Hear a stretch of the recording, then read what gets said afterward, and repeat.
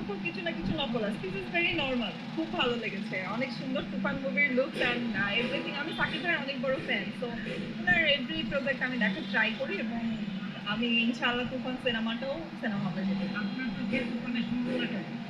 খুব ভালো, ব্যাপক, ব্যাপক। আমি এখন পর্যন্ত যত জায়গায় শুনেছি সবাই তুফান নিয়ে খুব এক্সাইটেড।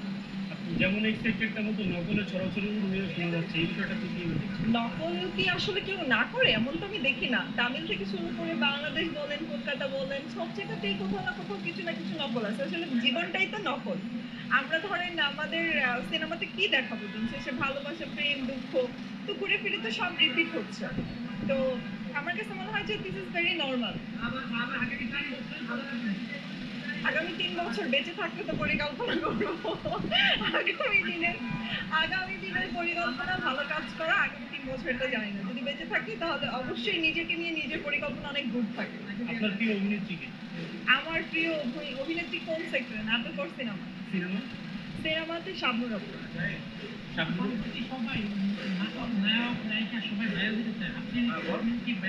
তাহলে তো আমি এতদিন ভাইরাল হয়ে যেতাম। আমি কি ভাইরাল আপনাদের এই ইন্টারভিউর পরে হয়তো ভাইরাল হবো। প্রিয় অভিনেতা কি আপনার? আমার প্রিয় অভিনেতা নাটক আর সিনেমা। দুইটাতে। নাটকে হচ্ছে আগের নাকি এখনকার? যে সময়ের হোক। হুমায়ুন ফরিদি স্যার আর হচ্ছে চঞ্চল ভাই। আর সিনেমাতে হচ্ছে সাকিব খান, সাকিব খান, সাকিব। সাকিব খান যদি তার সিদ্ধান্ত পরিবর্তন করে, অর্থাৎ সে দ্বিতীয় বিয়ে করবে এবং দ্বিতীয় বিয়ে করে যদি আমাকে করে। তো শুনতে চাই আপনি চান্স নেবেন। আমার এখন বিয়ে করার কোনো প্ল্যান নেই আর এরকম কোনো চান্স আসবে না আমার কাছে। যদি আসে। না আপনি হ্যাঁ? বিয়ের বয়স আমি এখন অনেক ছোট, আমার বিয়ের বয়স হয়নি। আমার কাছে প্রপোজাল আসলে যদি আমার ফ্যামিলি রাজি থাকে আমি বিয়ে করে ফেলবো। ডেফিনেটলি বিয়ে করবো। এরকম একজন পার্সনকে কে বিয়ে করতে না চাইবে? আমি যখন কাউকে বিয়ে করবো তখন তো আমি আগে জেনেই নিবো যে তার সংসারে আমি ছাড়া আরো কেউ আছে কিনা। যদি না থাকে তাহলে করবো, যদি থাকে তাহলে করবো না। খুব ইজি অ্যান্সার। দুইজনের সাথে টিকতে পারবেন?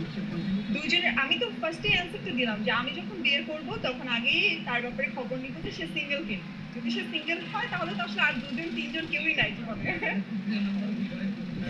না না আমি কোনো কারো দ্বিতীয় নাম্বার, চতুর্থ নাম্বার, পঞ্চম নাম্বার ওয়াইফ হতে চাই না। আমি চাই যে যদি আমার কাছে বিয়ের প্রপোজাল আসে সাকিব খানের তাহলে আমার ফ্যামিলিকে জানাবো, তারা যদি ভালো মনে করে দিয়ে দিবে। That's it.